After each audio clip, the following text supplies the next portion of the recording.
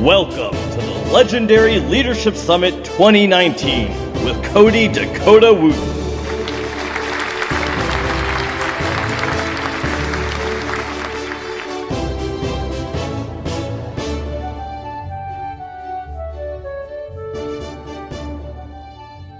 And we are here for the Legendary Leadership Summit 2019. We've been talking about generating reproducible, monumental results.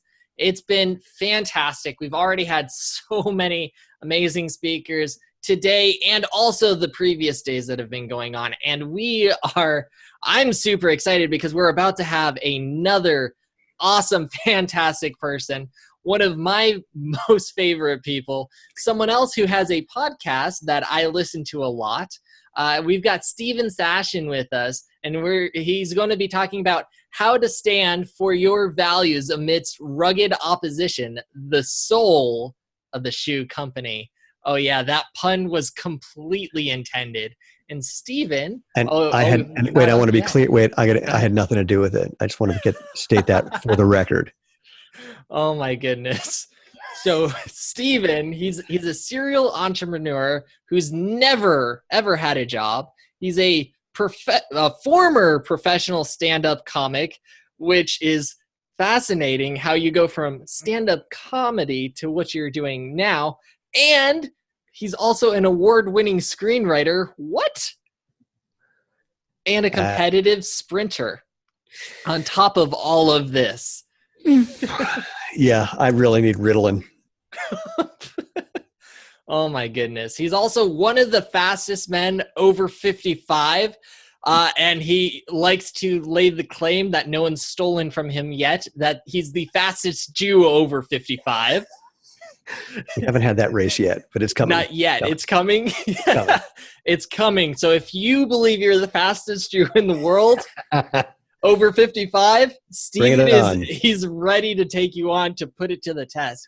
He and his wife, Lena, are the co-founders of the footwear company Zero Shoes, which I personally believe is a fantastic shoe. I've got 3 pairs of them myself. I think they're great. And he's creating what he calls a movement, wanting to take the ability to move and act naturally just as much as we look at eating natural foods. So, Steven, welcome to the Legendary Leadership Summit. Thank you. Pleasure to be here. Let the fun begin. I know.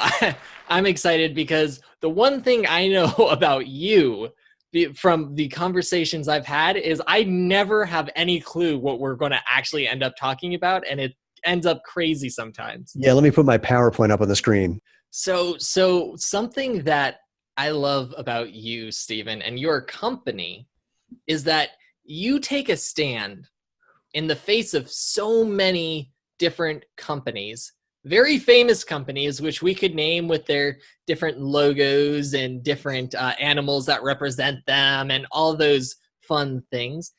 And even though you face this harsh opposition, you are still able to create reproducible, monumental results. I find that to be absolutely amazing. Yeah, it's the stupidest thing we ever did.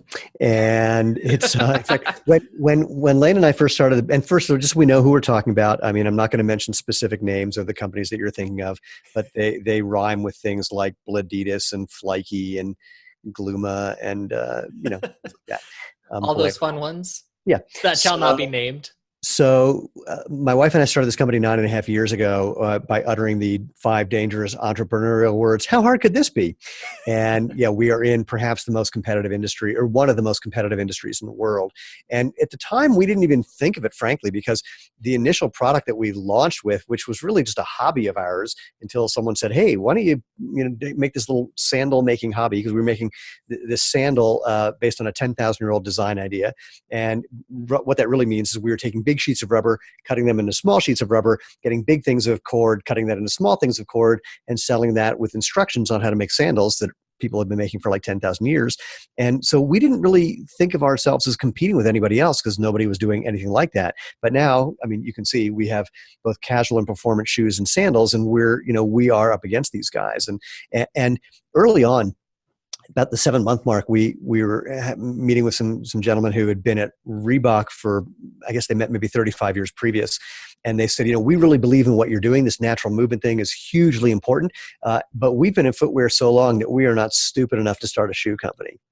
And Lena and I literally said, yeah, we know that we are hyper optimistic and naive, but really that's the only way anything happens. So here we are, again, 9.5 years later, and growing really well. And again, up against some billion-dollar players who not only are already expressing anxiety about us when we are this big. I mean, I can give public information. In 2018, we were just under $9 million, and we're growing rapidly from there.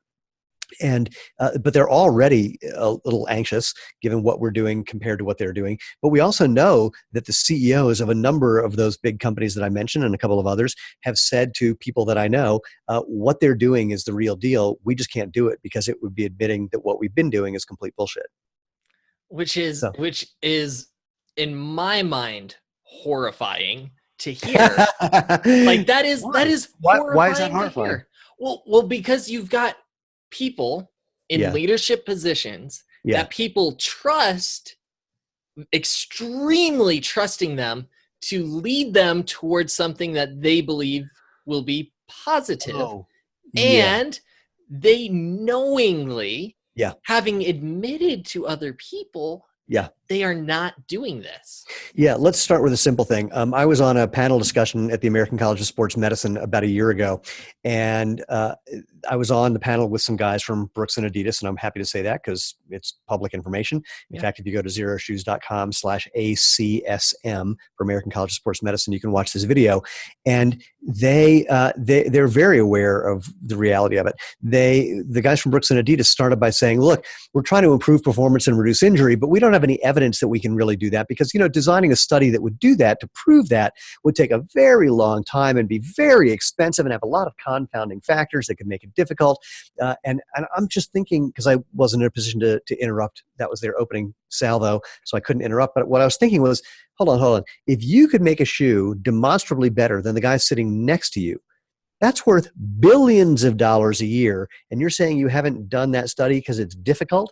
Yeah, that's absurd. And then 5 minutes later, I show the list of studies that show this really obvious thing: using your body is better than not using your body. I mean, it's insane that those of us in the natural movement space have to show scientifically that if you put your body in a situation where it can't move, it gets weaker, and if you use it, it can get stronger.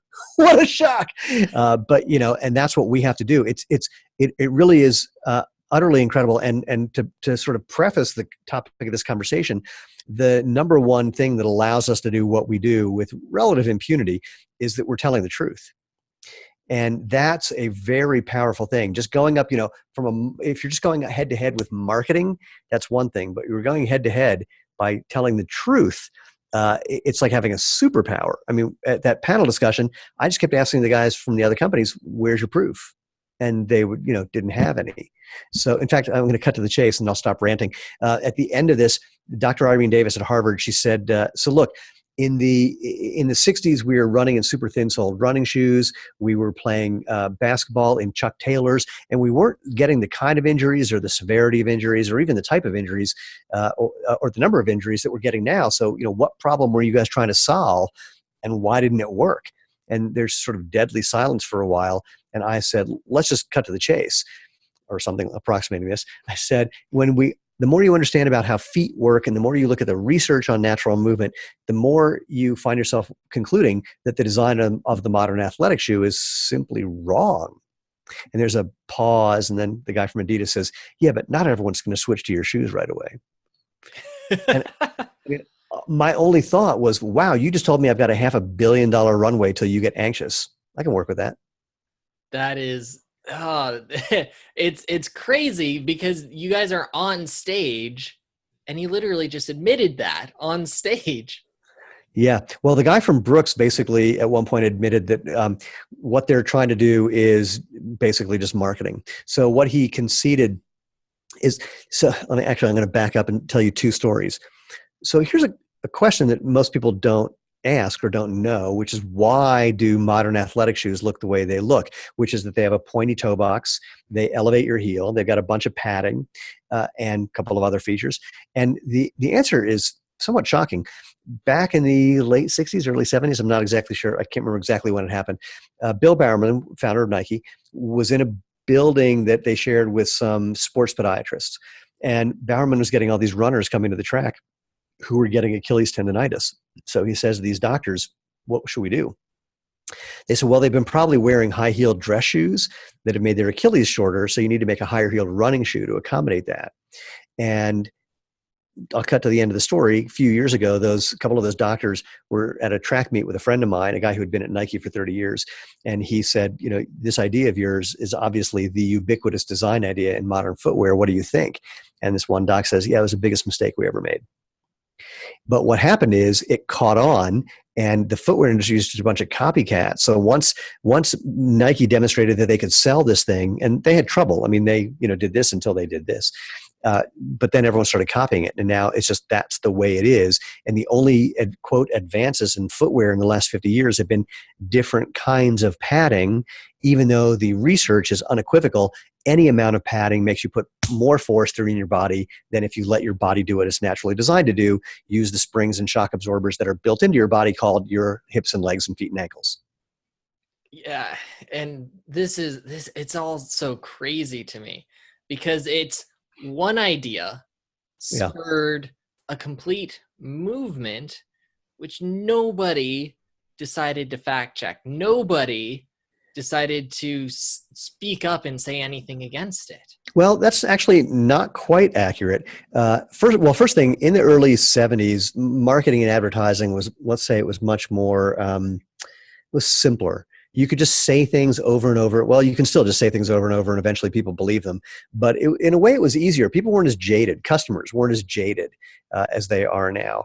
But a guy from New Zealand, a coach named Arthur Lydiard, who was perhaps the most successful track coach ever. He coached more Olympians and world champions than anybody else. And this is coming out of New Zealand, tiny little country. And he made shoes for his athletes that look a lot like ours. Wait, this is the biggest one I could find. Look a lot like that. So, wide toe box so your feet can actually spread, your toes could spread, really low to the ground, really flexible so your feet could function naturally. Arthur got it as well. And he had a big argument with Bowerman saying, what you're doing is going to be harmful. And Bowerman's response was essentially, yeah, but they're selling. Oh my goodness. So how is it that the masses have allowed themselves to be hoodwinked by ideas like this? Wow, that's an interesting question. Well, again, the initial idea. So here's the fundamental way that people sell shoes. They put a shoe on some already superhumanly fast genetic freak person. And if and when that person wins a race wearing whatever the hell the shoe is, then they advertise it. It's like, well, it must be the shoe. Why people think this is a complete mystery to me, because the next race somebody else will win, or that guy was doing pretty well, just a little while ago in some other shoe. And here's one that's fun. Sometimes, first of all, the shoes that person won in aren't the ones you can buy typically because they'll custom make them for that person. So very different. Sometimes even, I know of people who had contracts with shoe company A, but that shoe didn't fit their foot, so they wore the shoes from company B and just swapped the logos. So the basic idea is, we can get really psychological in this one. Human beings, we all have survived because of something that fundamentally makes us really stupid. And what that is this constant search to answer the question, what will get me to the goal that I think will make me happy? The problem with this, it's underlying almost every thought we have. And by happy and by the goal, I mean like in the next moment, in the next minute, in the next week, in the next year, by the time we die, whatever, or even the legacy that we hope to leave. Lead. Yeah, whatever. Leave. That's it. Both. That's the word I was looking for. So the problem with this question, what do I need to do to guarantee that I can get this thing that will make me happy, is that we're really, really bad at coming up with answers to that question. And the only thing that we're worse at is remembering how bad we are. And the only thing worse than that is that we think we're special. And what that means is if we interviewed 1 million people and found out that who had gotten this thing that we thought would make us happy, and we find out that they got it and it didn't make them any happier than they were before or no happier than we currently are, we would still go, yeah, that's just them. I mean, if I got that money, if I got that goal, if I got that job, whole different story. It's like lottery winners. You hear about all these lottery winners who aren't any happier after they win the lottery, and everyone plays the lottery thinking, yeah, that's because they're idiots. If I got all that money. So it's no different when it comes to whatever your goal is. If you want to run better, faster, healthier, regardless of whether you're a casual weekend warrior or an Olympian, you're going to try and look for whatever you think it's going to take to get there.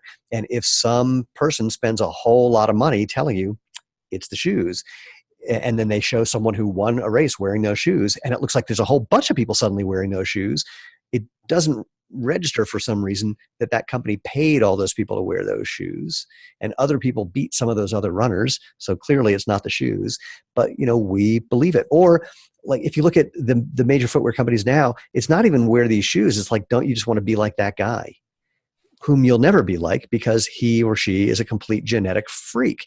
And when people look at, say, Olympic marathoners and look at what they're wearing, I go, you're not a 105-pound Kenyan who's running 26 and a half miles at roughly 13 miles an hour. What difference does it make what that guy's wearing? It may be relevant, but it's more often not the case, again, because the shoe that guy's wearing is not the one that you're buying off the shelf. So to answer your question, 50 years ago, people started putting out these ideas that these amazing new shoes were somehow incredible with a very simple story. And do me a favor, put a bookmark on that concept of simple stories, because I'll forget it. Okay, thank you. They came up with a very simple story about why these new shoes are so amazing. Here's all these people winning. Here's a whole crap ton of advertising to convince you of this. Here's this aspirational stuff that says, don't you want to be like that guy or that woman? And then and they spent a lot of money and almost went bankrupt a bunch of times. And this is for every footwear company. And then after a while, we all just started believing it. And oh wait, I gotta plug my computer in. I thought I did, but apparently not. I'm going to reach over here. Hold on. Oh my goodness. How reality works. Okay, there we go. Think you're going to make sense, don't seem to make sense, and the things you thought you did, you have to do. Right. So, but here's the kicker. It's gone on so long, it's now 2 generations worth of that story. Once it gets to be past the first generation, parents teach it to their kids, and then it's common knowledge. And so now the big companies, they don't have to try and convince you of anything. They just, again, don't you want to be like this guy is sort of the way it goes. And everyone just believes that this is the way it is. Everybody believes you need motion control. Everybody believes you need arch support. Everybody believes that, what's the word I'm looking for? Oh, that just standing on something comfortable is the way to gauge whether something's comfortable. Everybody who goes into a running shoe store who gets on a treadmill, they believe that kid in that store knows how to analyze treadmill data in a way that actually does lead to a shoe that's right for you, even though the research shows that you could randomly pick a shoe off that shelf and it wouldn't make a difference. So it's gone on so long that we're doing the selling for them. We're telling these stories that, flat feet or high arches are a problem, that somehow need the same solution, support, which makes no sense.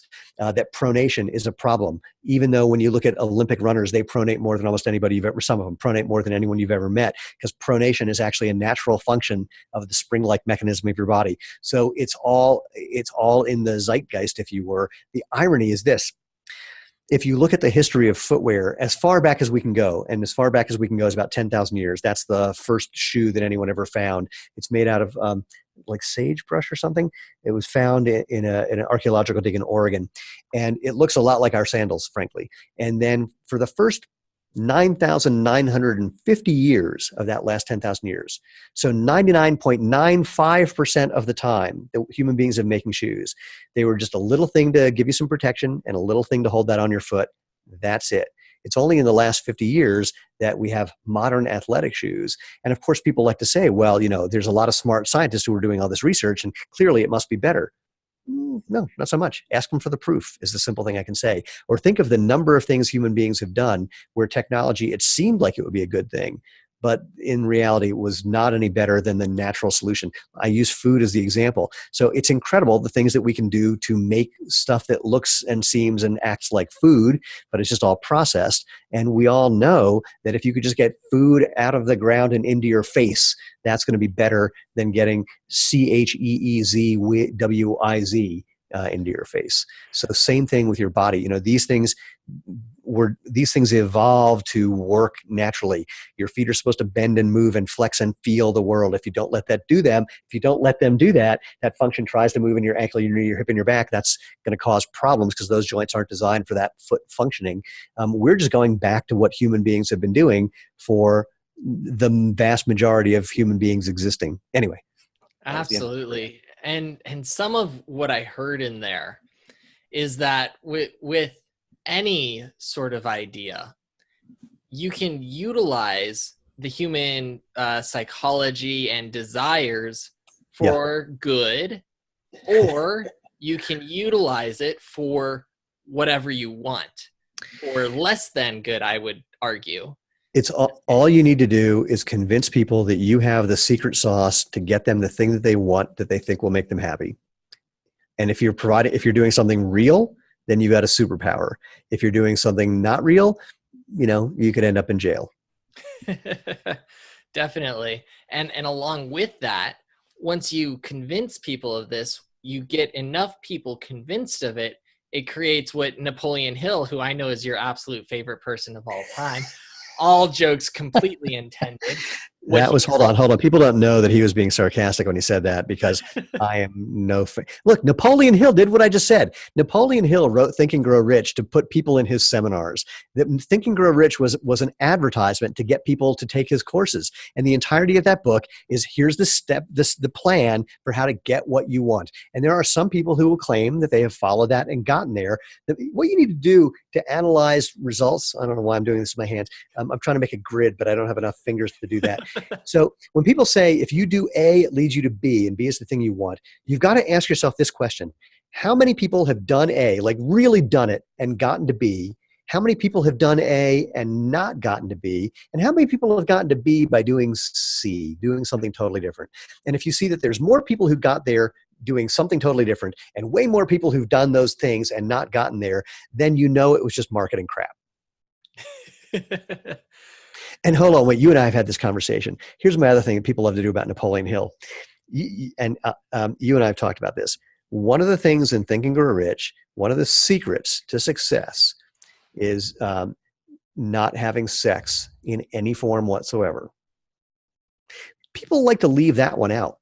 They just go, yeah, he didn't really mean that. Oh, no, he did. He totally did. It's in the book. Just read the book. Yeah, but you don't have to do that. Look, do you believe this is a secret to success or not? If you believe it, this is what he's saying. Anyways, for the sake of argument, and that is a podcast episode of mine that you can listen to, which was it was a ton of fun. It's part of the reason why I love having conversations with you, Stephen, is you just never know what's going to happen. Someone just needs to ask Bill Gates and Warren Buffett and Richard Branson. Just someone has to ask them, did they ever have sex? Now we know the answer for Gates is probably not, but that doesn't count for everybody else. Oh, what? Not till he got. Someone said Stephen unplugged in the chat, and that's so true right now. Dude, I have never been plugged.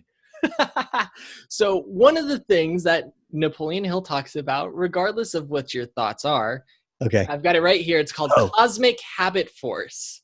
Cosmic habit force. Yes, and well, you can measure that. You described that perfectly in what happened with the shoe industry. How did I do that? That basically what happens with cosmic habit force is that people begin to have a belief. Okay. And more people begin to have that belief. And as more people get that belief, it creates this whirlpool effect, right? And the stronger that whirlpool effect becomes, the more people that believe it, the harder it is to get out of that whirlpool effect. And that's what's happened in the shoe industry. It's an interesting point. I agree with the first point entirely, but I'm not going to call it cosmic or magic, or I don't think it needs that. It's basically what we're talking about is simply. Um, oh my God, I just lost the phrase. It was totally in my head. It was not the last straw. It's what's the oh, come on. There's another phrase for this. That's, if someone's listening, they could type it in. You get to a certain point and it's a tipping point, but not tipping point, because that's not used correctly either. It's another phrase for that. It's like a nuclear phrase. It's anyway, you get to a certain point and things just kind of take off. It's basically, Daniel Kahneman and Tversky, they talked about this as well. It's, you hit a certain level of social proof and then it just becomes accepted. I like to use the example of the Audi TT. When that car first came out, it was like really weird looking. It was just a bubble. It was just very, and people were very polarized. People loved it or they hated it. And that was great because it created conversation about, loving it or hating it. And over time, people got, more people bought it. People got more used to it. And then at the right time, Audi started toning it down. So now it looks like, just doesn't look so crazy anymore. And that's a pretty common pathway. So there's definitely, the one hand, you get a critical mass. There it is. You hit critical mass. And by the way, I hate when that happens. Like, how was I not able to do that? And then it just showed up. Who's in charge? Not me, clearly. Anyway, that's a whole other conversation about free will. But so once you hit critical mass, it does take on a life of its own. The point about breaking out of the whirlpool, if you will, it's undeniably challenging. But again, it depends on what you're using to snap people awake, to get them out of the trance. If you have something that's true and that's simple, I think it's very doable to make that happen. Cigarette smoking has gone down because eventually people went, oh, this stuff gives you cancer? Geez. So it snapped people out of thinking that, smoking was actually good for you. In the early days, people actually believed that just that effort of trying to suck smoke into your lungs actually improved your lung function, which is some of the most insane marketing ever done. Or that it was good for women, female empowerment, because women smoking proves that, you're empowered. These are unbelievable bits of marketing, but people kind of woke up to that. And similarly, people are waking up to the whole idea, I'm going to use food, that all this stuff that you can buy in the middle of the grocery store is better for you than the stuff that's on the aisles of the grocery store. And so I think it's possible to have a groundswell or an idea that's more viral that can stop that motion more easily, or just like putting a stick in the spokes of a bike. Suddenly someone's flying off the handlebars. I think that we can make that happen, and that's of course my goal. Exactly, and that was the point that I was going to get to, is that it takes an effort to change that cosmic habit force into a different type of cosmic habit force. And with your company, what you're doing with this is you're taking the truth and simplicity. And you told me to remind you about simple stories. So yeah. Well, I was pondering as you were summarizing that, and realizing that in a way it takes less effort to wake up to the truth than it does to believe a whole ridiculous story. And so the example that I like to give is just all of the, which one do I want to use? So let's use a recent thing from Adidas. They invented a product called Boost Foam. And the way they promoted how great their foam is that they put in the middle of the shoe is they took a 1 pound steel ball and they bounce it off the Boost Foam, and it bounces really well. And they show how it doesn't bounce off, quote, the other company's foam. Well, let's start with the fact that there's no other company on the planet who used that other company's foam. So, but if you do take the foam that other companies do use, the ball did bounce off the Boost Foam better, which raises and makes people go, wow, that's really good. Look how bouncy that is. Brilliant bit of marketing. You're not a 1 pound steel ball. When you hit the ground, you're not perfectly elastic. And elastic means that you're getting the most recoil. It doesn't mean bouncy and stretchy. So the most perfectly elastic thing is a diamond. If you bounce 2 diamonds off of each other, there's almost no energy lost. So if you had like a diamond sheet and a diamond ball, it's perfectly elastic. So same thing, you are not perfectly elastic. So watching a steel ball bounce is meaningless. Secondly, you have legs. What well, they refer to it as energy return. There's no energy return. There's only energy suck. There's energy that gets lost. Energy return is, again, marketing crap to make you think that it's doing something better. But anything that you land on that compresses in any way is sucking energy out of your body. Now, the other thing is that foam, is the moment you start using it, starts to break down. In fact, the first couple of years of Boost Foam, they had to put in all these things to support it because it was kind of falling apart. So I was an All-American gymnast, and as soon as I saw that bouncy ball thing, all I could think of was bouncing on a trampoline, where a different kind of bed, trampoline bed, does work differently for different people, but where you're getting the energy return is using your legs, which is why you can't bounce on a trampoline indefinitely. And the other thing is all foam is essentially tuned to a particular weight and a particular speed, a particular force. And you are never that weight and speed. You are not hitting the ground consistently, let alone at all, at the weight and speed that that foam is tuned for. I mean, there's a few people who are, but by and large, statistically, you're probably not. So put it all together, again, with the simple thing of putting it on, doing some force plate analysis and seeing, okay, that's cool, it's bouncy, but where's the proof that it reduces injury and improves performance? Until you have that, it's meaningless. Where's the proof that it's in any way better than just running in your bare feet? Until that, it's just meaningless. And so, but they have a lot of money where they can tell this completely erroneous take on physics and do really well. Okay, wait, here's another one of those. And this one, I'm not even saying anything bad about the product because I haven't used the product, even though I had a sample of the product I'm about to mention from 20 years ago, and it's what became the purple mattress. So almost everyone, it seems, has seen the purple mattress commercial or the ad on YouTube, where it's the Goldilocks one, where they have 4 eggs underneath a plate of glass, and they lower the 4 eggs onto the purple mattress, and the eggs don't break, and it's, however heavy the weight of the glass is. Like, isn't that amazing how you can support it? Well, it's maybe amazing, but the thing is, the way that mattress is designed, if you put the egg in just the right location, the cell wall of the mattress will kind of bend out of the way very quickly. And then once you have the flat plate of glass on the flat mattress, you could put on twice as much, 5 times as much, 10 times as much weight, and nothing changes because of the way the surface area works. So it's a brilliant bastardization of physics that turned into an incredible ad. I met the guy who came up with that idea. He said, yeah, it took us a week to get that shot without breaking the eggs.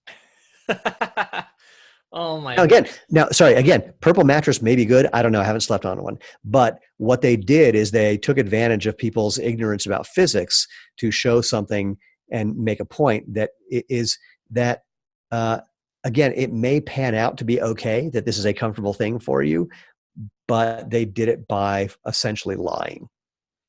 Which is insane to me to think that this is considered a norm within so many industries. Yeah. Lying? Yeah, absolutely. They bank on the fact that by the time someone goes, hey, wait a minute, it's too late. The message is out there. Exactly. And so, sorry, here's one. Don't you want more choice? Who doesn't want freedom of choice? Doesn't that sound like a great idea? Except then there's a book called The Paradox of Choice. You have too many choices, and even if you get something better than what you could have gotten when you had no choices, you still walk away a little disappointed because you wonder now, wait, is there something even better than this? So, there's all these little things that people have discovered about how human beings function that marketers have been taking advantage of for 50 years, or they've been taking advantage of us for 50, 60 years. And I'm hoping that the truth will prevail. It's kind of, because it's certainly more fun when you're up against someone directly and I can just keep saying, well, where's your proof? How does this improve performance or reduce injury? Over and over and over. And they could say, well, where's yours? And I go, oh, it's right here. Absolutely.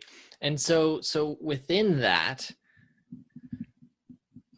trying to formulate my question that I want to ask here. Yeah, you can just point to something else from your 17 principles and we could talk about that. Oh my goodness. No, we're not going to do that because I know where you're going to go with that, and we don't need to go with that right now. I have no idea. I don't even know what they are. So within this, how is it that people can look at the world to get to the truth of things? How can they go about doing this? Because people look for leaders, yeah, to guide them in a good direction? Um, it's an interesting question, and I'm going to ask you to make another note, which is the question of how do you actually use this from a practical standpoint when it comes to marketing? Because I do want to address that because it's what we're doing, and it's a variation of what you just asked. That's what made me think of it. So, boy, oh boy, oh boy. I think that kind of causality grid, that causality matrix that I described before is really the fundamental tool to start looking at claims that people make and just asking questions like, you're saying that A leads to B. How often does that happen? Versus how often does A lead to C? Versus how often does C lead to B?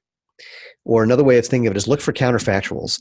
Look for the opposite of whatever that person is saying and see if you can find the truth of it or find things that back up the truth of that, where one of the guidelines that you're looking for is simplicity.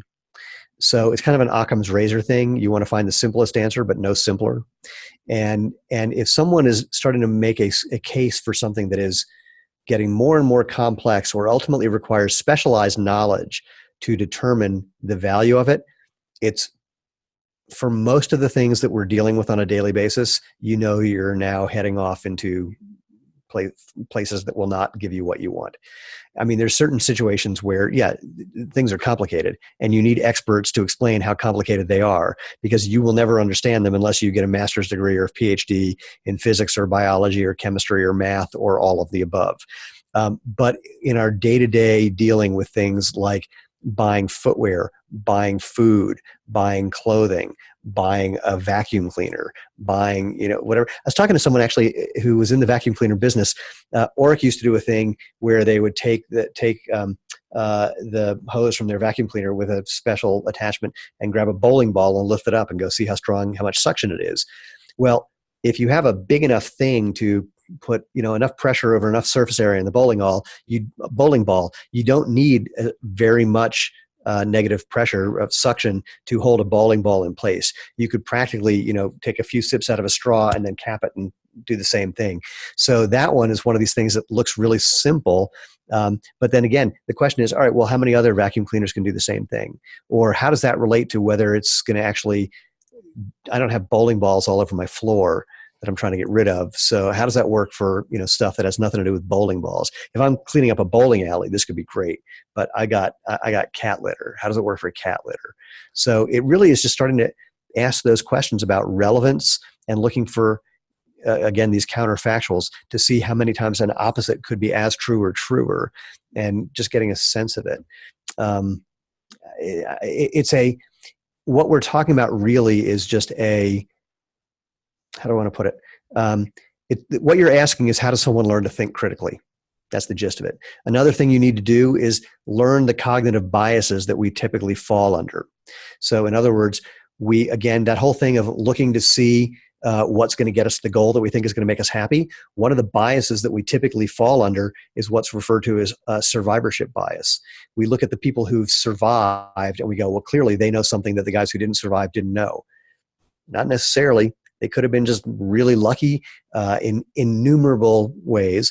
Or another one is hindsight bias, which these things overlap really strongly, is that we look at things in hindsight and everything makes sense. We look at Apple right now in hindsight and we go, wow, look at what they've done. Here's the survivorship bias thing. What did they do to get here? And then we go, and it must be something because, they've survived. What are the steps? But we forget that in hindsight, everything makes sense. Jesus, this was Steve Jobs' graduation talk for somewhere. In hindsight, it like your life might not make sense now, but at some point you'll look back and it'll all make sense. Well, of course it will, because everything makes sense in hindsight. So we look at things and we think that those were either obvious or the right choice or a smart choice or whatever. But in reality, when you were in it in real time, it didn't look that way. It was a whole different world. And hindsight just gives us a massive skewed view of reality. So when we're when we're trying to figure out, when we have the idea that we can figure out what's going to reliably lead us to the thing that we want, that we think is going to make us happy, these are two of the things that we engage in: survivorship bias and hindsight bias. The more you understand some of these other simple cognitive biases, and you can look this up just in Wikipedia for cognitive bias, or read things from Kahneman and Tversky, Kahneman, who wrote Thinking Fast and Slow, or a bunch of other things. Once you start becoming aware of these ways that our brain fools us into thinking we know something that we don't, you become a little less susceptible to other people pulling those things on you. Absolutely. And on top of this, what can be extremely powerful is, as a leader, if you learn about these things that are typical of how people think, you can utilize that knowledge to help your team overcome things like those different biases when they seem to be running up against it. Oh, absolutely. Well, and the other thing, frankly, you can do is you use it for marketing. You tell people the truth, and you tell them to be on the lookout for these other people who are misleading you by making you engage in these processes. And if you do that in an elegant way, then, that's a really powerful thing. I don't have a way of getting to it handily right now, but whenever people talk about, well, don't I need arch support, which is, again, a common belief, I do a couple of things. One is I've built an arch out of blocks, and I just build the arch and I just push on it, and you can push on it all day long, and it just gets stronger when you push on an arch. I go, well, if you want to break an arch, you just push up a little from the bottom, you support it, and the whole thing falls apart. And people go, oh, yeah. I go, well, you're 3 of those arches in your foot. It's the same thing. Or the other thing I say is, if you break a bone and you have to support a joint, it gets weaker as you support it and gets stronger when you can use it. And they go, yeah. I go, well, the same thing. When you're supporting your arch, do you think it's going to get weaker or stronger? And people go, oh, yeah. And now I can actually back that one up. There's research. Amazing. Again, we had to do it. Not we. Amazing that it had to be done. That shows that when you support your arch, if you take people who are not in arch support and you put an arch support in their shoe, within, I think it's 12 weeks, the diameter of the muscles in their feet get up to 17% smaller. They get weaker. Imagine how that plays out over the course of your life. Now, I actually just did one of these things that you should question, because what people are imagining when I say imagine what that does over the course of your life is imagining that it just keeps getting worse and worse and worse forever. But it doesn't. It gets worse. It gets significantly worse for a while, then it plateaus. But that plateau level sucks. It's bad. It's non-functional. But again, if I just left it as imagine what that does over the course of your life, I'm planting an idea into people's head that, if you're a good critical thinker, you're going to go, okay, well, what does it do? And does it keep getting worse because that's what you just implied? Or does it do something different? Does it get worse and then get better? Does it get worse and get even? There's a lot of ways you can look at a statement like that. But actually, that's another answer to your question is see if you can become aware of the conclusions that you're drawing from whatever someone is presenting and start to question those conclusions. That's a good one. That is a really good one, because so often once we start drawing conclusions, we kind of get this thought in our head that, oh, it's my conclusion, therefore it must be good. Right. Exactly. It must be right because it was my conclusion. And then how often does that not actually pan out? Well, and we're getting into deep psychology things. So there's 2 things about that. One is once we've come to a conclusion, like you said before, it's hard to stop the whirlpool from spinning. The whirlpool is just a simple thought, a belief that we develop instantly. And the reason that it's hard to break those, if you will, is because it's an evolutionary thing. It's not energy efficient to question our thinking. What's energy efficient is to watch the grass in the distance doing this, except for one blade that's doing something weird, and very quickly figure out, is that something that I'm going to eat or something that's going to eat me? And you need to figure that one out quickly. And it doesn't help to answer that question every time you see the blade of grass. Frankly, the smartest thing you could do every time you see that one weird blade of grass is run for the hills, which interestingly means that we're mostly evolved from fraidy cats who are stupid. But be that as it may, there's some people who went after it every time and by luck of the draw won. So there's another group of people who are big risk takers. So, we evolved from either people who were stupidly taking risks or stupidly avoiding risks predominantly. But it's not efficient to come to a conclusion and then question it. We wouldn't be able to function if we did that. So that's one of the challenges. The other thing is, because it's energy inefficient, we developed another interesting strategy. And that is, if you believe something and someone presents you with information that contradicts it, we're most likely to believe what we think even more, because we'll try and pick it apart or do some. We get our very sense of self gets threatened when someone calls one of our beliefs into question. It's as if someone is really trying to kill you when they go after one of your beliefs, in a way that is fascinating to me, because we would never have the same reaction if somebody just pointed out something factually inaccurate about something that is just provable, measurable, right in front of our face. If we believe that, I can't think of a good example, unfortunately, but like, somebody could say rude and obnoxious things about me and anyone in my family, and I wouldn't feel like they're attacking me in the way that I feel it if someone goes after a belief that I have. It's a fascinating thing that I think the way we encode beliefs is very closely related to the way we encode our very sense of self. And that, again, it protects these beliefs that this function of believing things that we developed when it was imperative to our survival. It's no longer imperative to our survival, but we act like it is.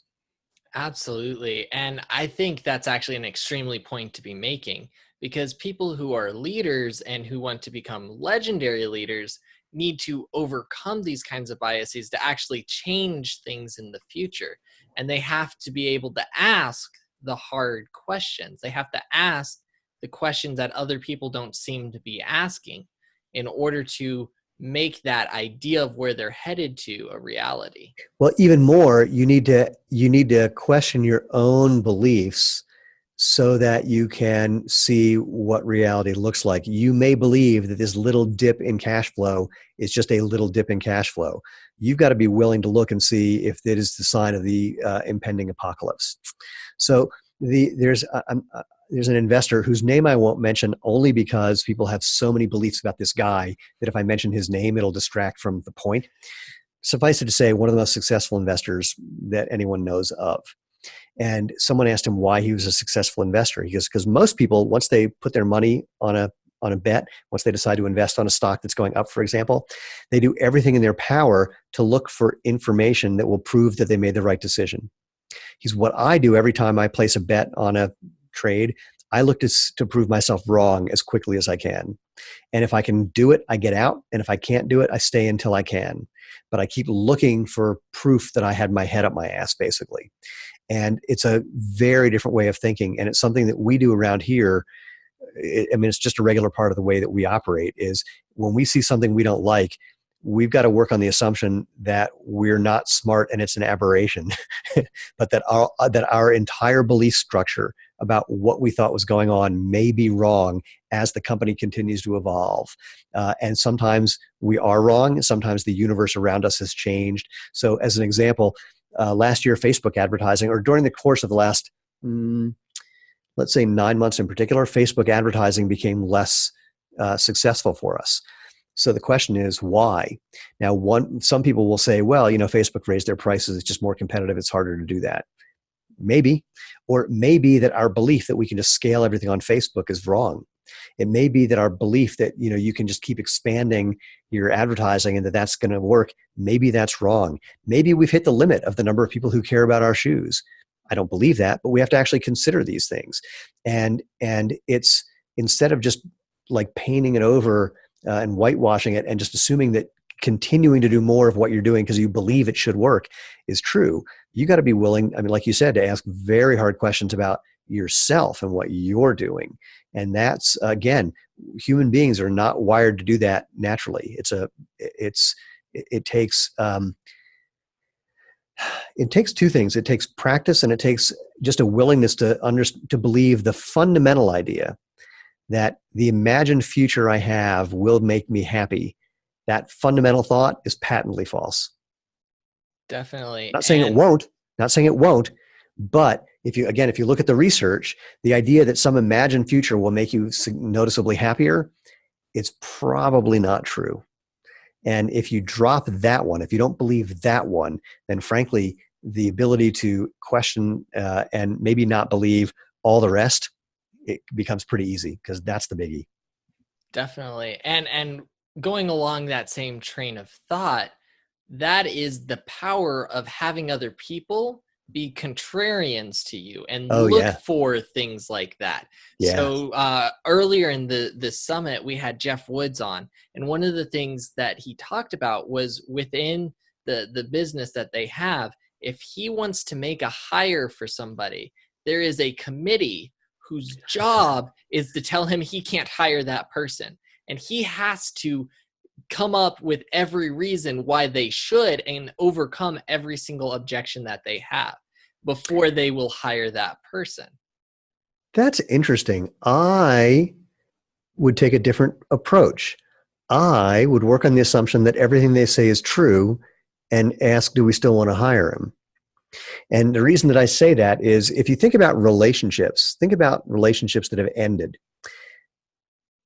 I can't think of one relationship that I was in that when it ended, I didn't have the thought, I could have predicted this from day one.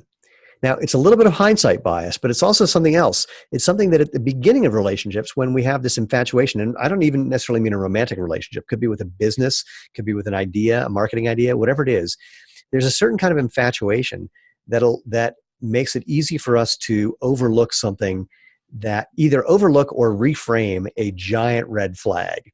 So let me give you I'll give you a relationship one.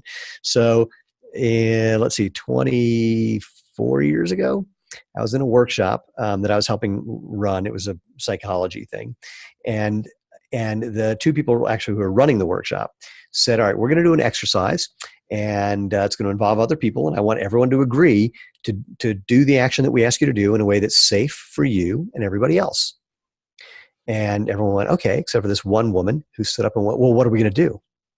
And they said, well, it doesn't matter. You just have to agree that whatever you're going to do during the course of the exercise, you do it in a way that's safe for you and everybody else. She goes, well, but what are we going to do? I need to know that in order to know if I can do it in a way that's safe. They went, no, you just need to agree to keep yourself safe and to try to keep other people safe. And she was like standing up against these people. And these were like, kind of famous people. So I was looking at this, and I found her very attractive. And I was going, wow, I really, I like her moxie. I like that she's committed to this. What I didn't realize, because I was attracted to her and her moxie, was that what she was just saying really loudly is she thinks the world is unsafe. And she's going to do things to basically prove that. And when we eventually broke up, that was the fundamental thing that was going on, was that she had this whole thing about being unsafe, and it never went away. And so I could have seen it from day one. Now, with my lovely wife, Lena, who I've been with, we've been married for 15 and a half years. We've been a couple for 19. We've known each other for 20 something. The things that I noticed on day one, they're still there. I was just really cool with the fact that I want to be with this woman, and that's what comes with the package. Okay. I'm not going to talk myself over it or whatever. We actually ask people, when we're interviewing people for jobs, we ask them, give us 3 reasons why we shouldn't hire you. And they have to be real reasons, not, well, if you don't want to be successful, then you don't want to hire me. It's like, no, give me 3 reasons why you're going to be a bad hire. Now, I could do it. I tend to get too broad, and I don't focus on specific things. So if it needs a lot of focus, I'm not your guy. I will get distracted. I'm good at getting things started, but I'm not good at managing them. So if you need someone to be managing things, I am not your guy.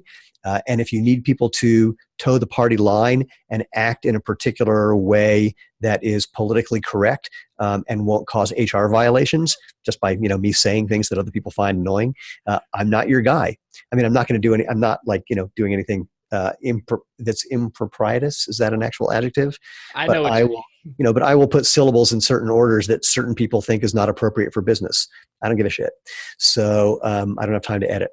So if those things are problematic, do not hire me. If someone can't do that same thing, we don't hire them.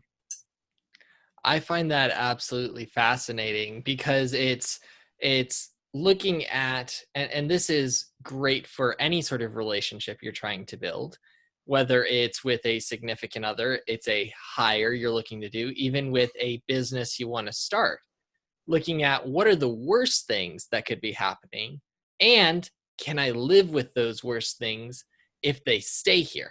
Yeah, they're not going to get better. I mean, trust me, they're not going to get better. What it takes for a human being to change dramatically, no one has figured out. And it's at best it's unreliable, and more often than not, it's just not going to happen.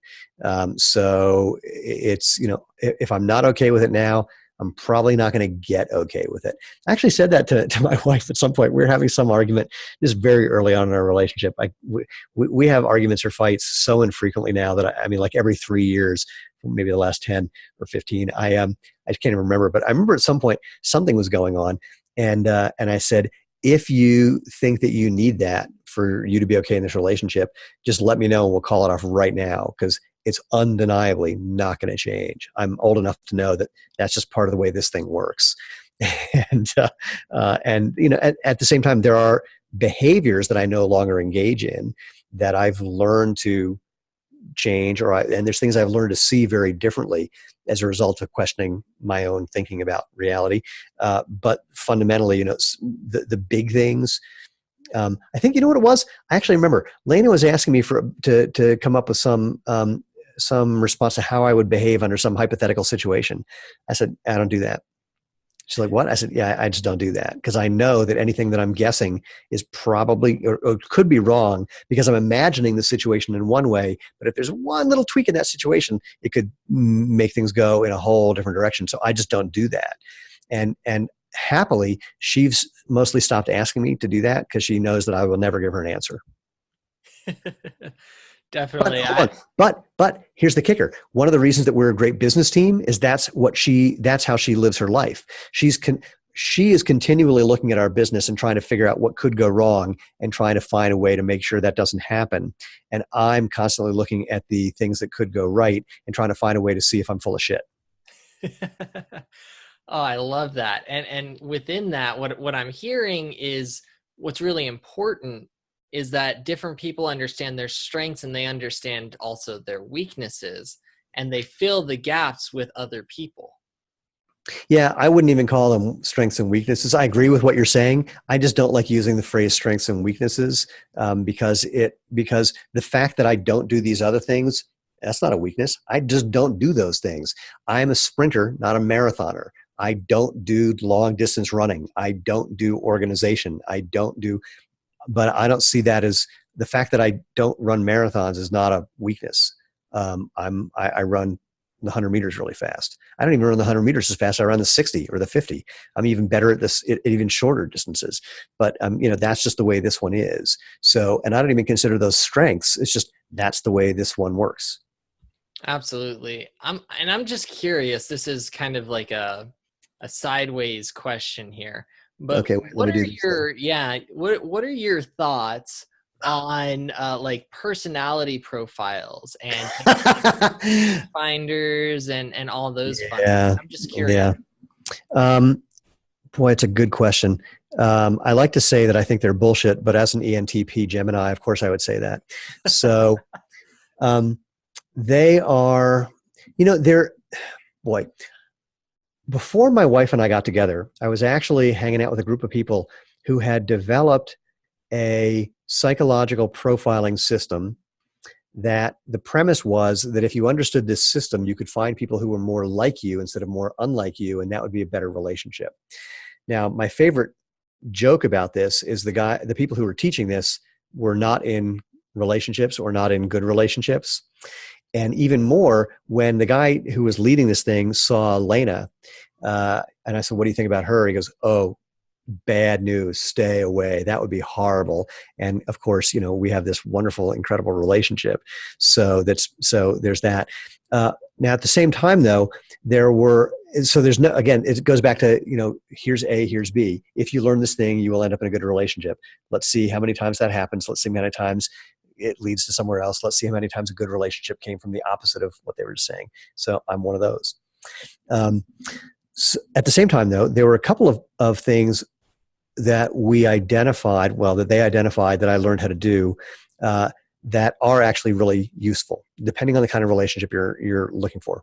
Again, romantic, business, etc. So one of them is a thing called pacing.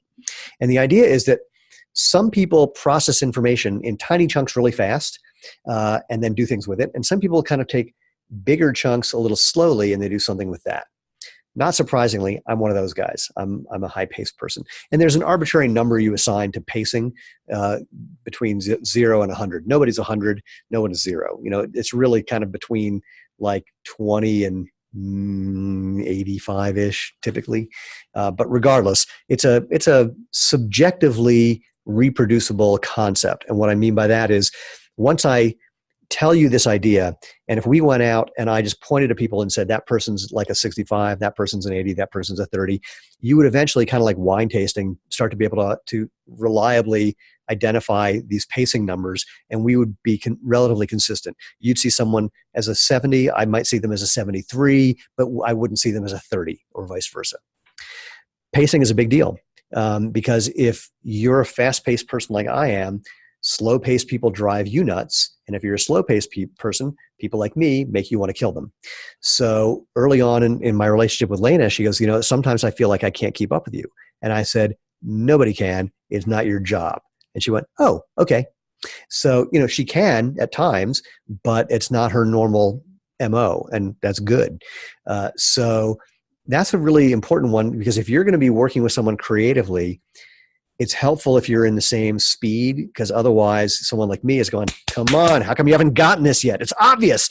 And someone who's on the other side of that is going, wait, what? Why are you being such an ass? So that's a really helpful one. There's another one about some people process information kind of by thinking it through and seeing how it feels and then doing something. Some people just kind of do something and then they want to regroup afterwards. Some people like feel something and then they do something and then maybe they understand why they did it later.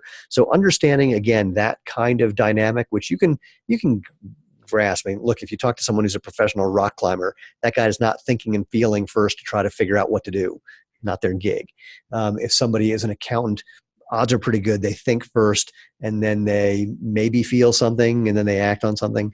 So, there's some ways of kind of playing with that. So there's certain behavioral patterns that we engage in, but to lump everybody into a something and then say that's the way they behave all the time, that's problematic, because once we have our back up against the wall, once things aren't working the way we want, once we're stressed out or tired, then just, it is no holds barred. Shit hits the fan, and your ENTP, INTJ, whatever the hell, it's going away because you're not functioning naturally. My line is, you can't be smart when you're stupid. And when your cerebral cortex is offline because you're terrified or exhausted or sad or just tapped out, then none of that stuff matters. And frankly, that's another one, a big one that you got to deal with is, what's going to happen when feces and fan have an interaction, because that's what you're dealing with in business often. And you want people that can get in the trenches with you. You want people that when you're at your worst, they're not going to be so turned off by it that they're going to want to leave, that they understand that's how you process it and you understand the way they process it. It's actually, again, backing up to my wife, one of the reasons that we get along so well is that when we're stressed out, when we're having some sort of fight, we have the same fundamental methodology for dealing with it. We go away.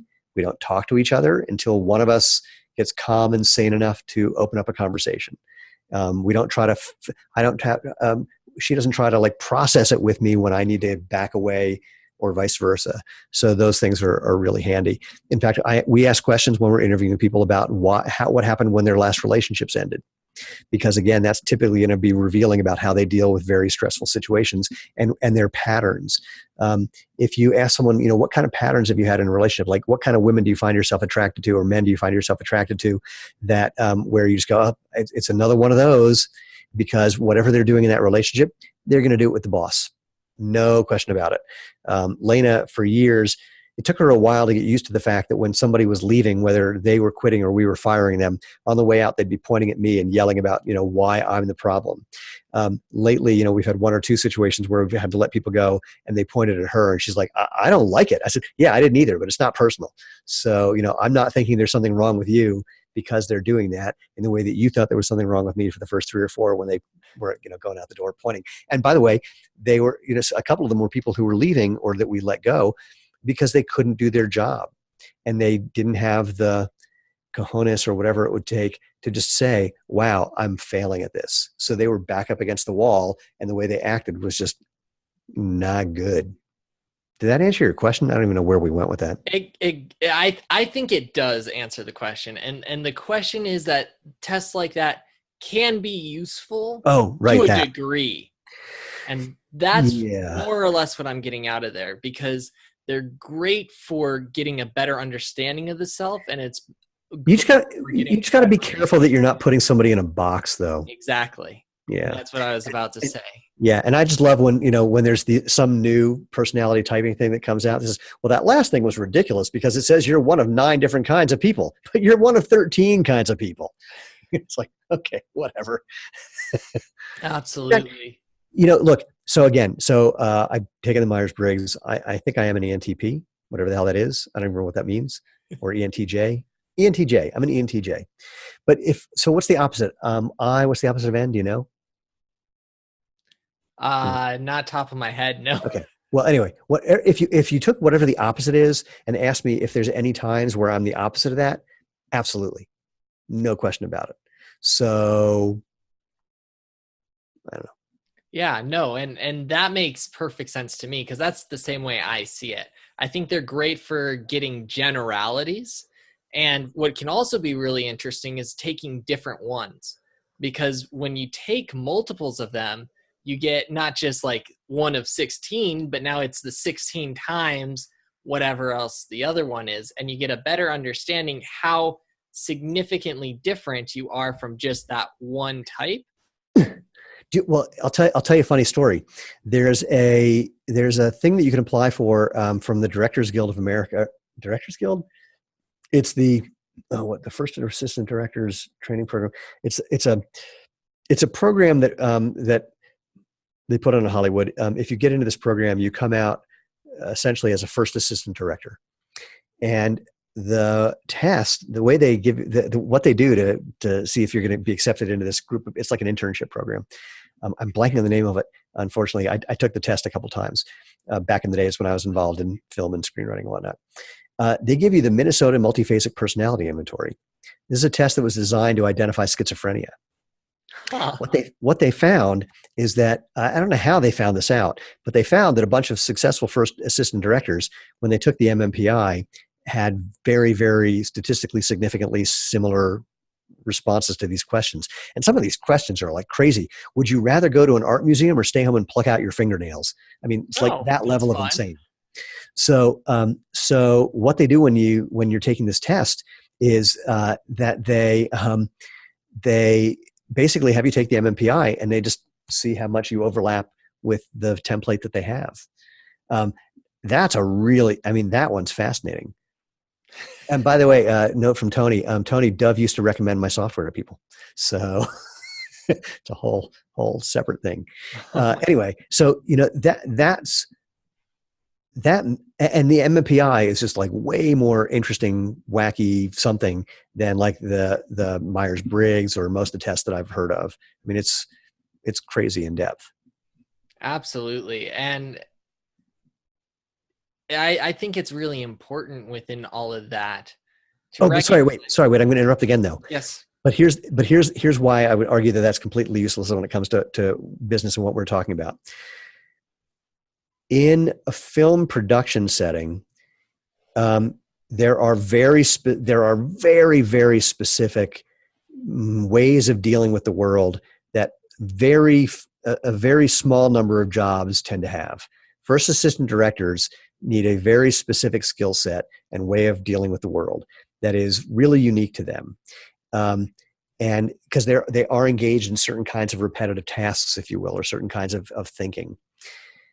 That's a very different thing than being a CMO or a CFO or almost any other kind of role that you would have in business.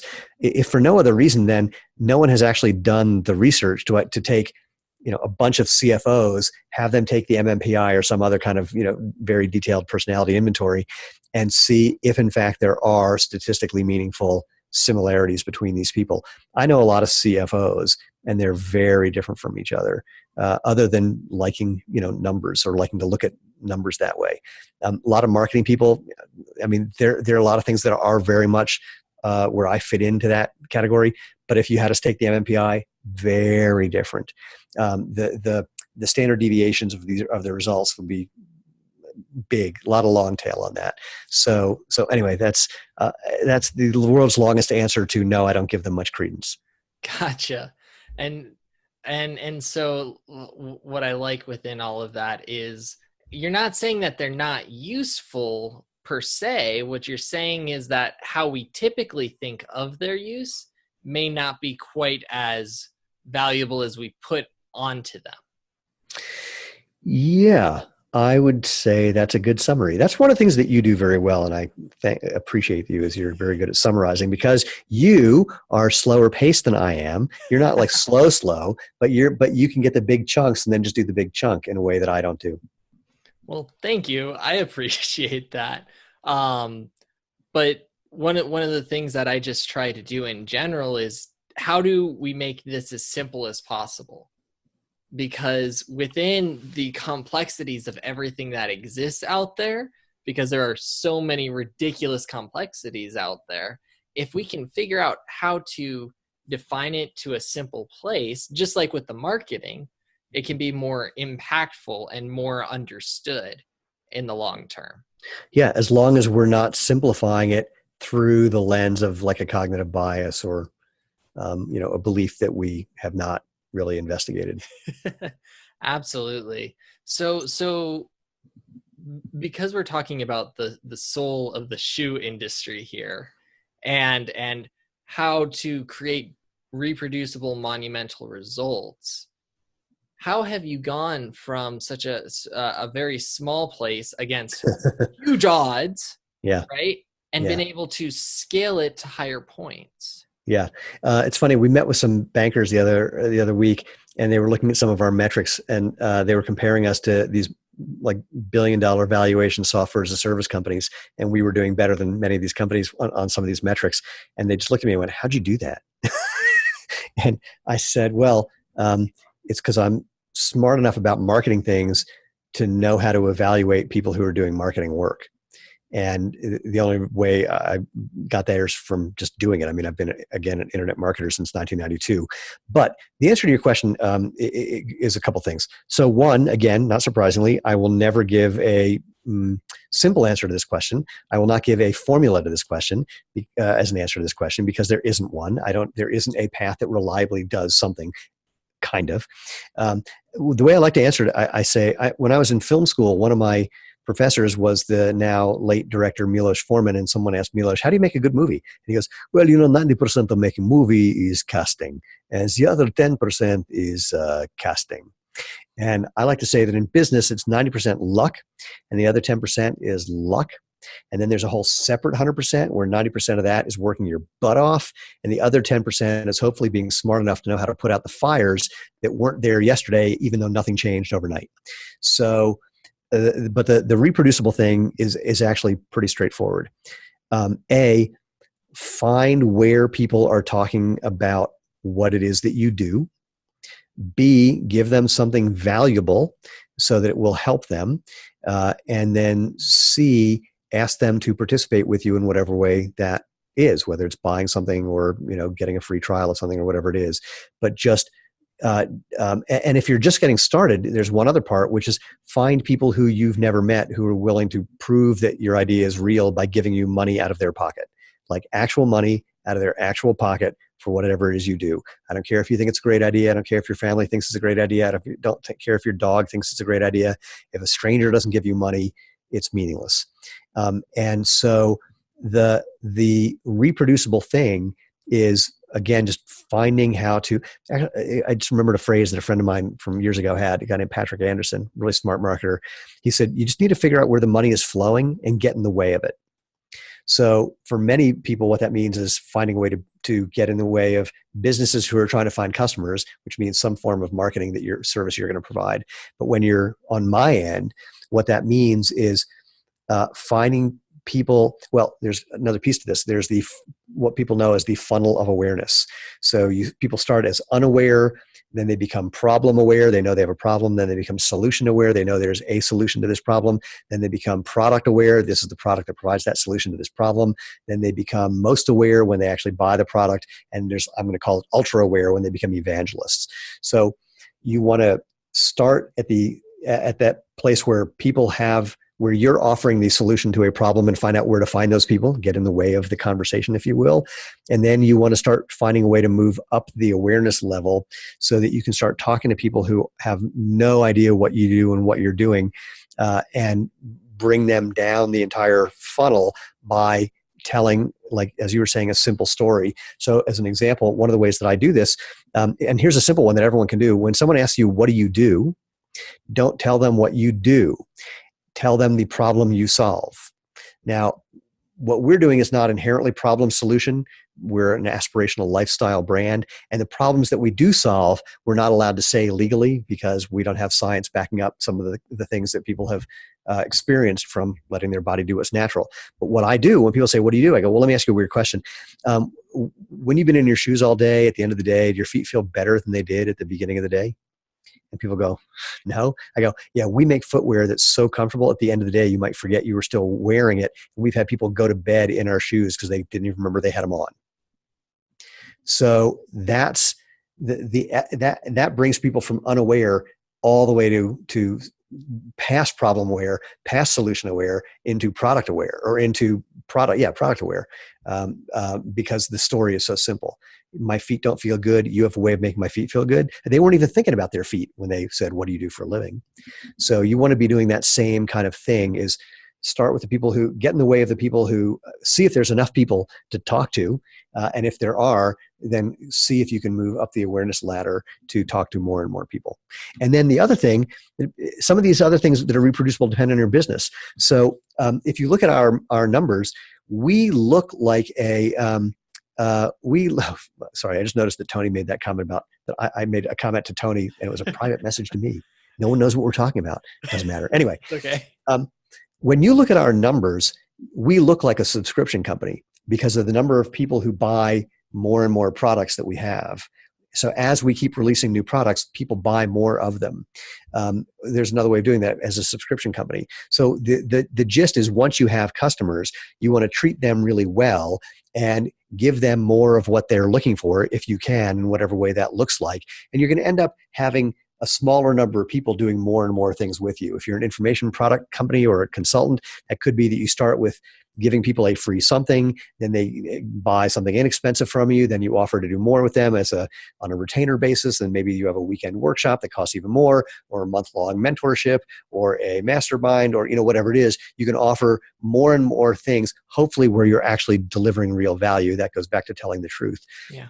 If you're a product company, you can have more and more products that people want to engage with more and more.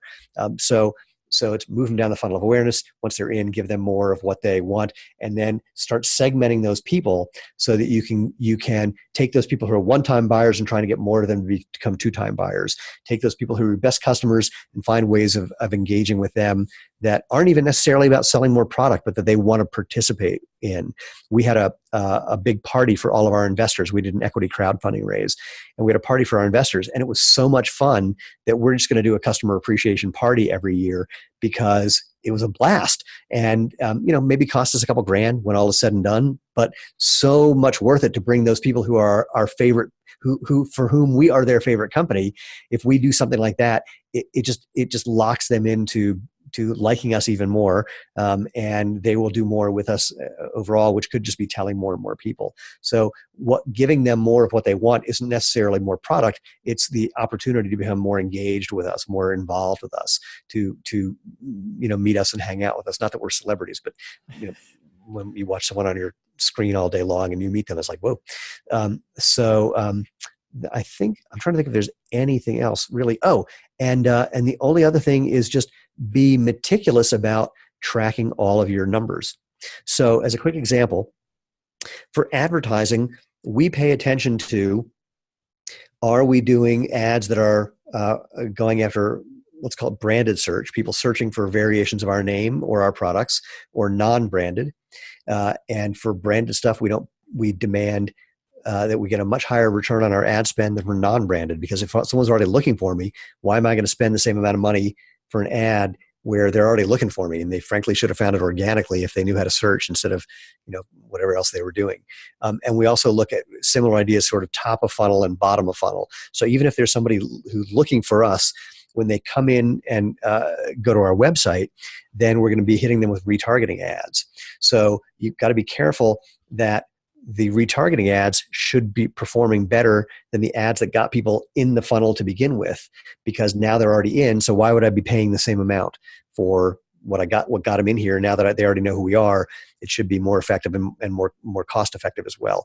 And so you got to be, the other thing about scaling is just being really, really a stickler, not only for the numbers, but understanding how these numbers relate to each other. Top of funnel, bottom of funnel, branded, non-branded, and the return on that, and how these things combine. I know people who've been very successful advertising for their products, advertising only on Facebook. And then once they started advertising on Google, they realized they have no way of tracking their results anymore, because someone might see the Facebook ad and then come to their website and then remember it later and then search on Google and then see an ad again and then click on that ad. Now you just paid twice for that same customer. And if you don't have a way of knowing that happened, and it's almost impossible to do this correctly, then you might be spending more money than you intend for your acquisition cost. So that's the other thing, is you just got to, once you get the ball rolling, you got to know how to look and see what that ball is doing.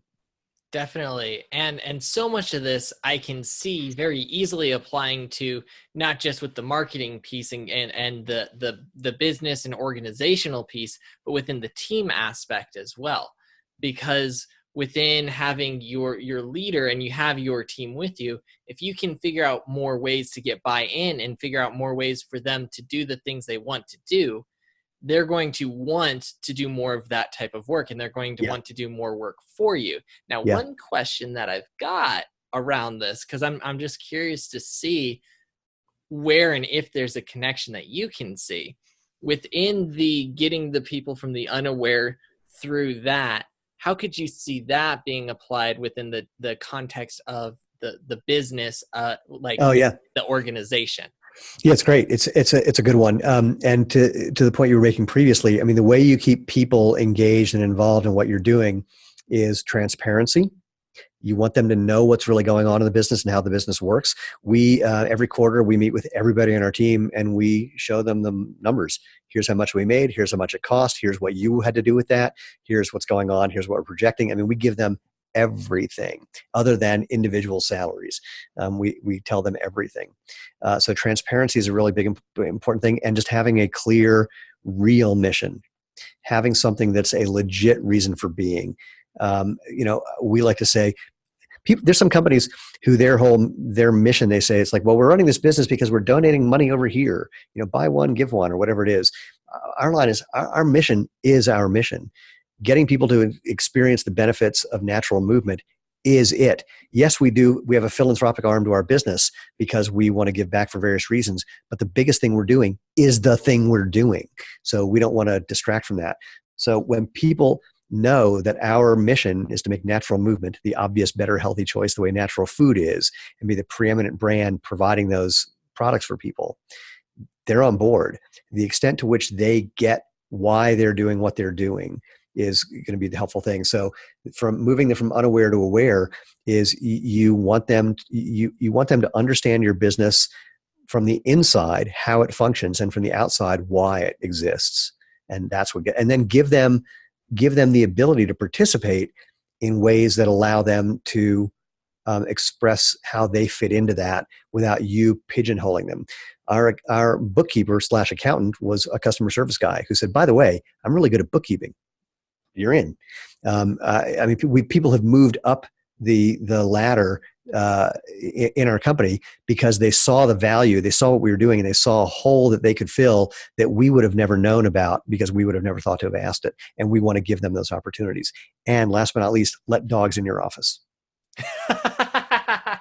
Oh my goodness. That's just like the cherry on top, right? We're down to 3 right now, but they're awesome. Oh my goodness. Oh shoot! You distracted me with the dogs, and now I'm thinking about dogs. Dang it, Steven. Oh, that's gonna bug me now. Oh my goodness. This is another part of what's wonderful with you is I don't know what I'm going to be expecting, and when you hit me with it, it's just like, whoa, hold on, what? Dogs in the office. Yeah. One of them's a puppy. It's very distracting, actually. Oh my goodness. Okay. If you had to leave one thing with everyone that has been with us and is going to be with us in the future, what would be that one thing that you'd want to leave with them? Question everything. Question everything. Simple, right? Yeah. I mean, really, that's kind of what it boils down to. It's just be willing to question everything, and not for any motive, just to find the truth.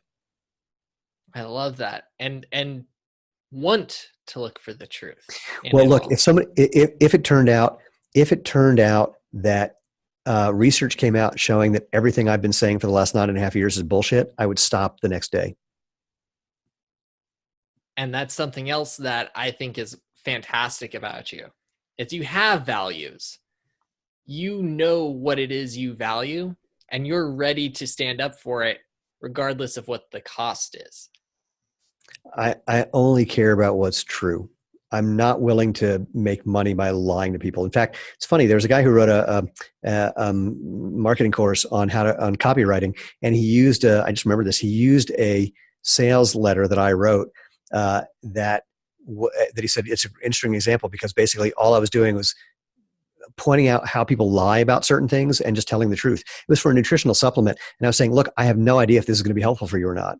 But here's why, here's what it does. Here's why that may be useful. If you believe in this concept, then this is a product that provides the things that fit in with that concept. Is it going to change your life?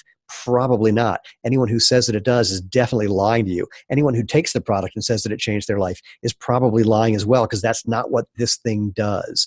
Everyone else is going to try and convince you otherwise, but I'm not going to do that. I'm going to tell you, here's the concept. I'll tell you what it was. It was antioxidants. If you believe in the idea of antioxidants, which by the way, I no longer care about, this is a great antioxidant. Try it and see if you like it. Do antioxidants change your life? No. They may be useful for longevity. Turns out they're not. So, and I no longer have anything to do with that product.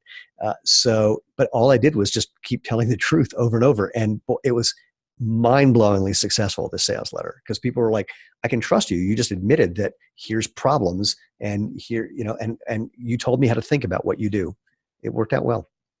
That is absolutely wonderful. And I think that is so valuable to think of from a business perspective, from a team perspective, from a personal perspective, how to just go about approaching life well, in my opinion. Oh, you're expecting me to respond to that?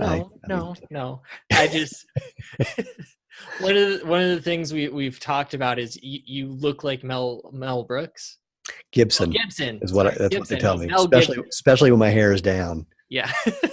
And especially from when uncanny. It's not. I don't really. It's from when he was in Braveheart. That's where people go to. So.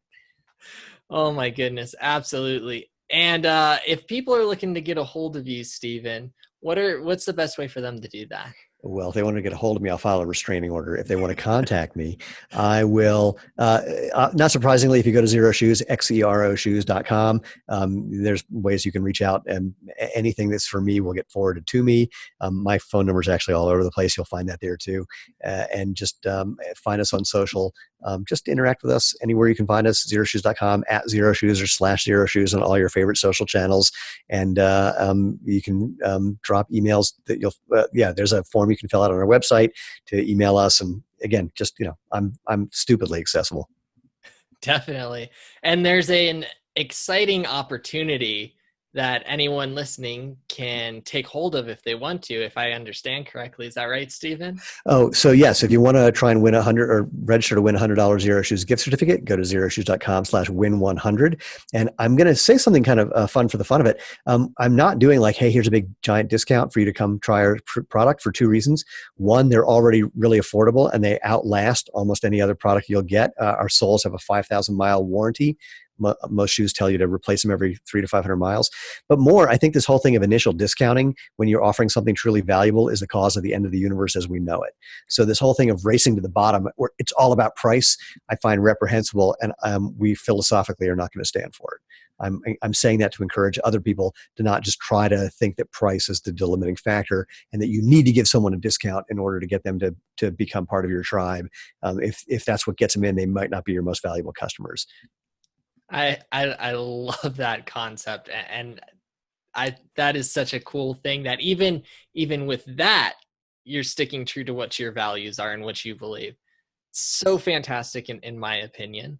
And with that is the end of this session of the Legendary Leadership Summit. You want to leave one more thing? No. You're thinking like if I try to leave one more thing, it's going to become another 5-hour conversation. Well, that and even just saying no is one more thing. So there's no way to answer that question. Boom. So that is the end of this session of the Legendary Leadership Summit. Stephen, absolutely amazing per usual. It's one of the reasons I wanted you here is because I know all the value you have and all the fun places we end up going in conversations. My pleasure. And if anyone got value out of this, then you clearly misunderstood everything I was saying. So I think that's a wrong statement. It's a personal. And next up, we're going to be we're about to end here at 5:30 Central Standard Time PM. We're going to come back at 6 o'clock Central Standard Time PM because I'm in Texas and that's the easiest time that works for me. And so I look forward to seeing you guys back here in about half an hour.